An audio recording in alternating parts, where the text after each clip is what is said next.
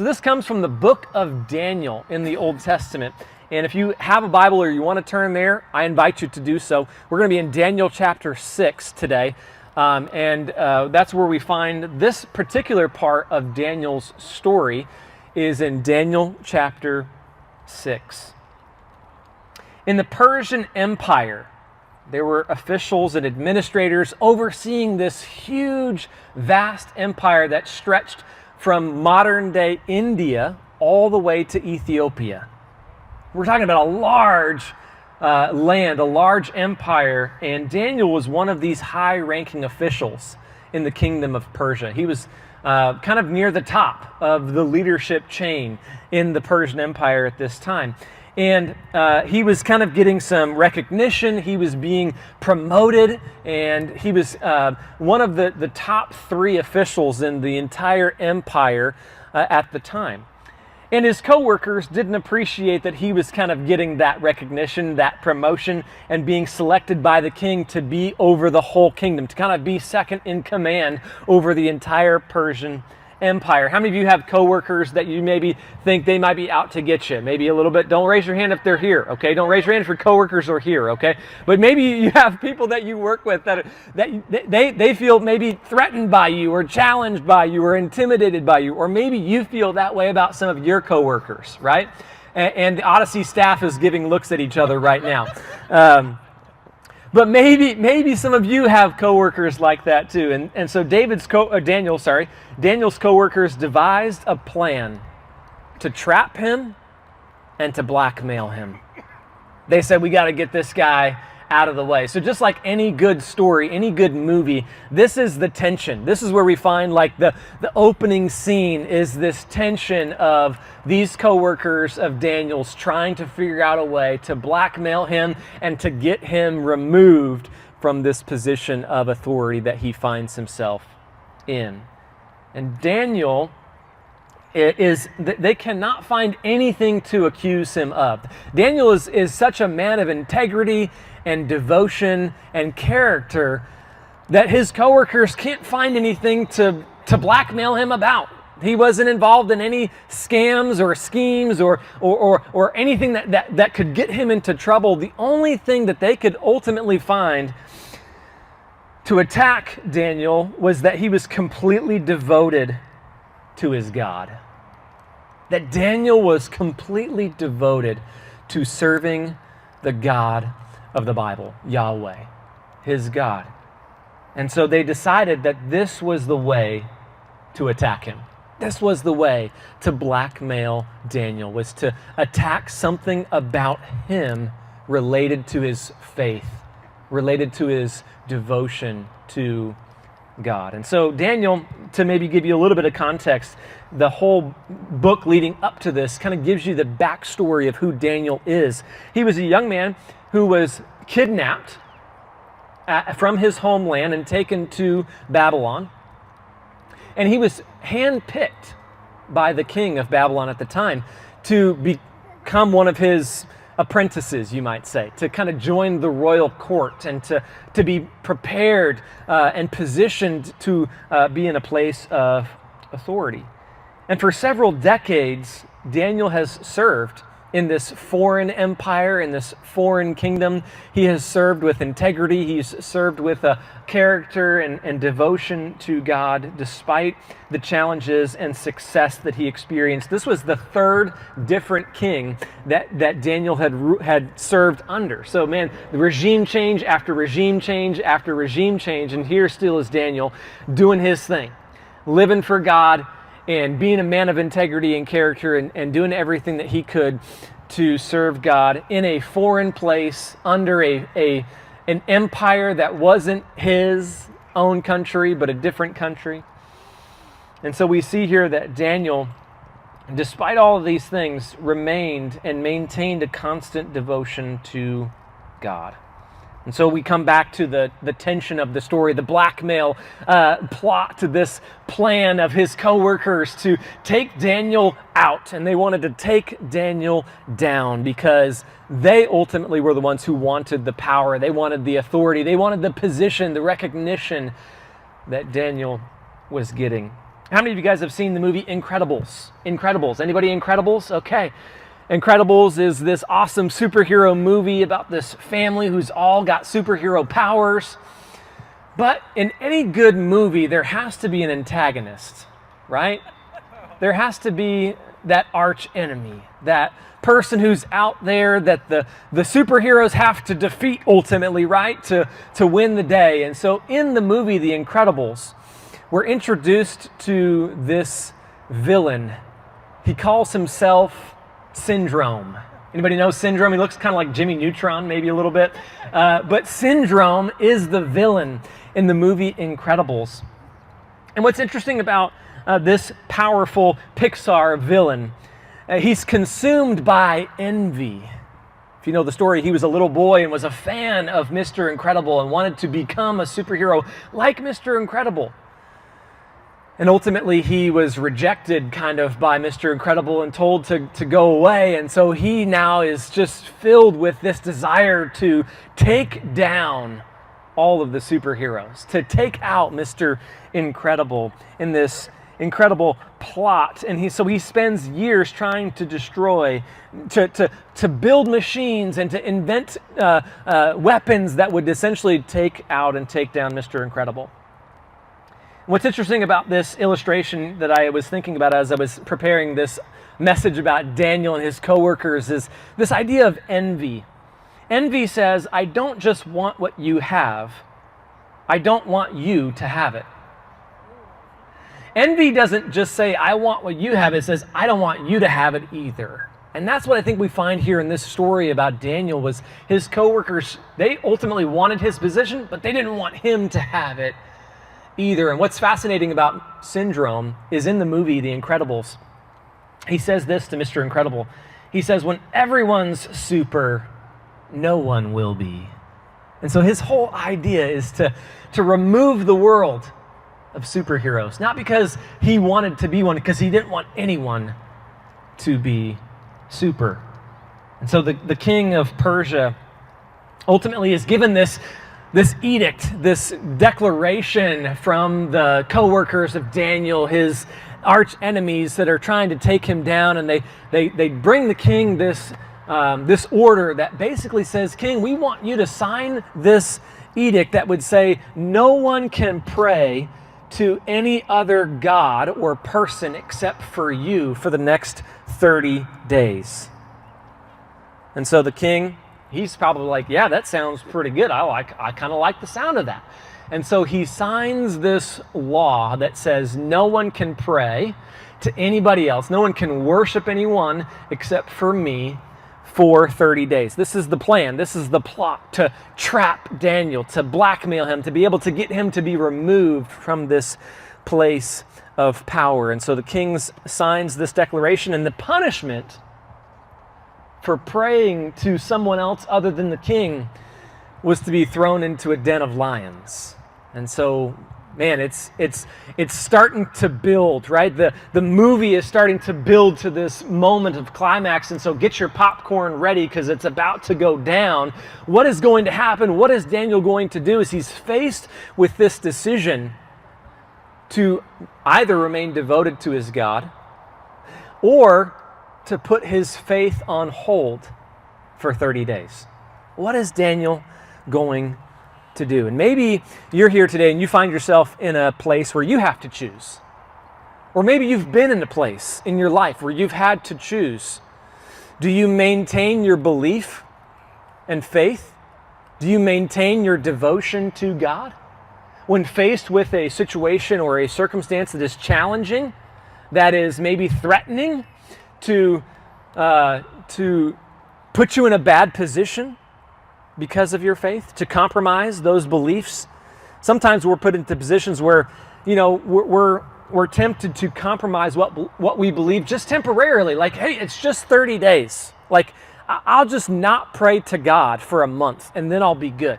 And then this will all go away and we can just resume life as normal, right? That's the temptation that Daniel faces here, is to say, you know what? I can just put my devotion to God on hold, right? And it'll all be good after this. And in just a few days, it'll be over. And I'll resume being bold in my faith again after this month's over. And some of you work in environments that are very anti-God. Some of you are in work environments that, man, to talk about faith is dangerous even. Or maybe it's a fearful thing, it's an anxious thing to be devoted to God at the workplace. Some of you are, maybe you go to school, and to be devoted publicly to Jesus at school is just a lot of anxiety around that. Some of you are maybe in your family or in your community, around your friends. To be an outspoken follower of Jesus is not something that's easy to do because of what someone might think or what someone might say or what someone might do if they were to find out about that. And so you're faced with this decision every day. Maybe at work your boss asks you to lie, to cover up something, or to do something that you feel like you maybe can't do or shouldn't do because of who you are and what you believe. Maybe there's a new initiative that they're asking you to participate in that you just don't feel good about doing or agreeing to or participating in. Maybe you're asked to stay quiet about something that you don't agree with. I don't know what the situation is, but I think oftentimes we're placed in positions and we're put into situations where we have to choose, don't we? Am I going to stay true to what I believe? Am I going to stay true to my convictions? Am I going to follow God even when it's hard? Even when maybe someone is literally trying to trap me and to get me to do the wrong thing? I think that's what we find here with Daniel. And maybe you're a student here and a teacher or a classmate encourages you to participate in an event or a club that goes against what the Bible says, to do something at school or to be a part of a conversation or to be a part of an event or an activity that you just don't feel good about.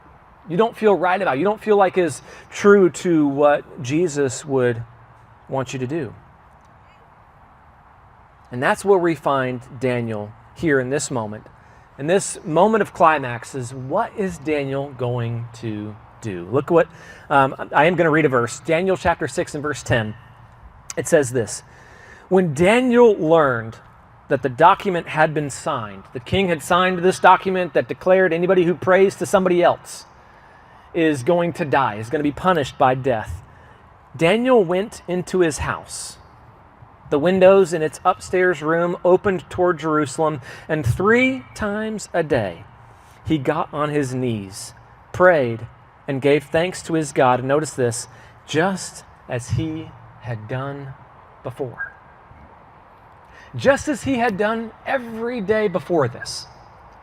Just as he had done regardless of what the king had decided and declared, regardless of what his co-workers were trying to do, Daniel prayed 3 times a day, just as he had done before. Daniel decided to maintain his devotion to God, regardless of what might happen next. And so his co-workers spy on him. They literally come to his house and see him, catch him in the act of praying to someone other than the king, and they report it to the king. And so the king has to go along with what he's already declared as law. And so Daniel is then taken and thrown into a den of lions. And Daniel is taken to this place where the lions are waiting for him.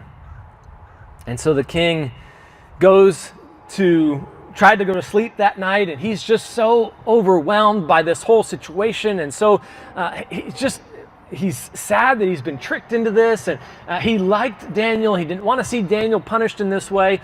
He can't sleep the entire night. Again, sleepless in Susa. I mean, it was just a long night for the king. Couldn't do anything but think about Daniel in the lion's den.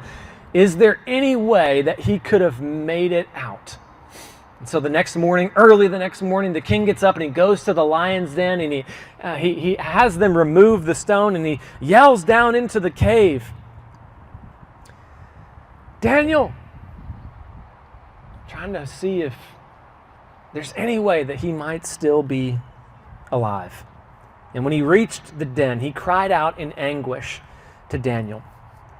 Daniel, servant of the living God, has your God, whom you continually serve, been able to rescue you from the lions? I love this, the way that he asks this question.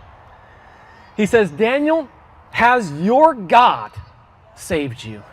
That God that you continually served, regardless of the circumstances, has your God saved you? And Daniel shouts back out from inside the cave. He says, may the king live forever. My God has sent his angel and shut the lions' mouths, and they haven't harmed me. Man, what a cool moment. What a cool story about how God can do the impossible. And just lockjawed those lions and cemented their mouth closed, and they had no choice but to not eat Daniel for breakfast or for a midnight snack, whatever it might have been. And this story is really cool, but what I want to do now for the next couple of moments before we dismiss and get to the food and the fun is, what does this story have to mean for us?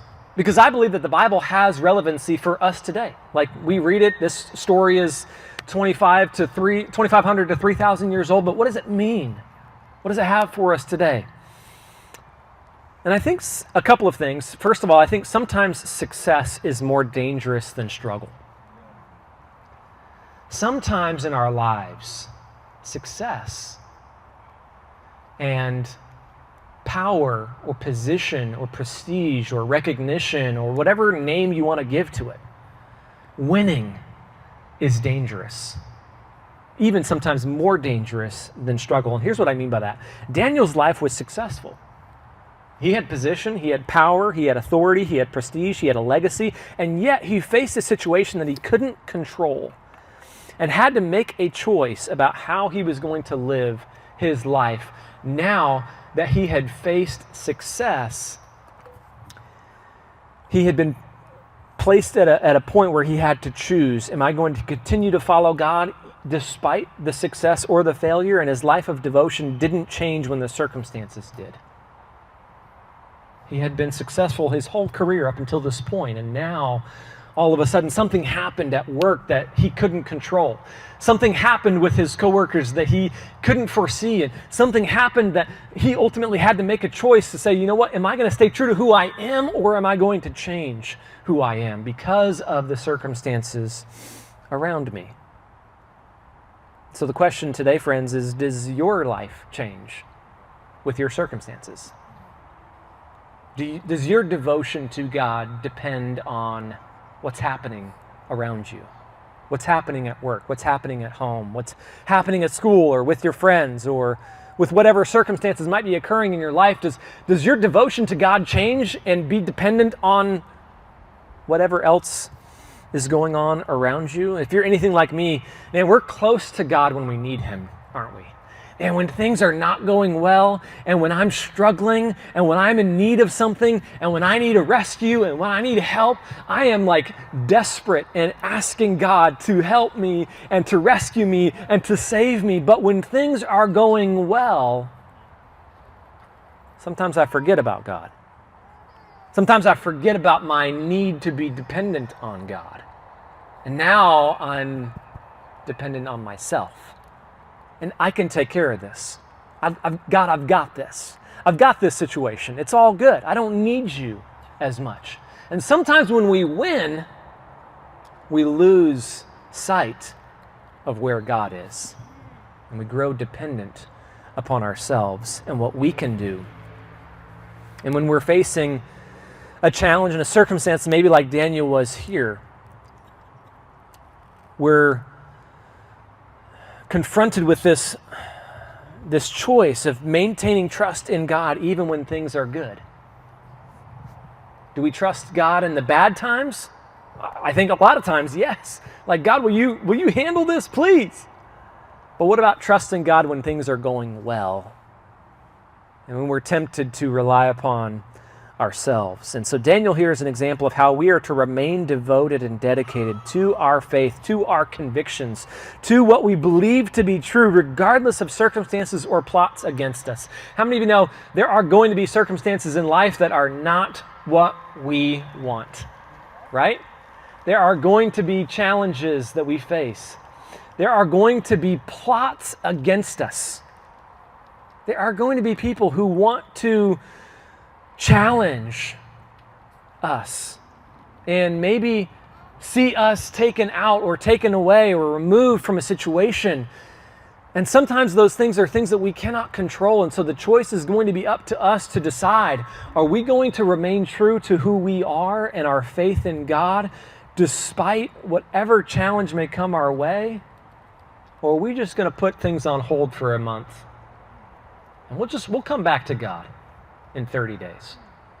We'll come back to church after this all blows over, and I'll come back to praying after, this week is done or after this situation is over.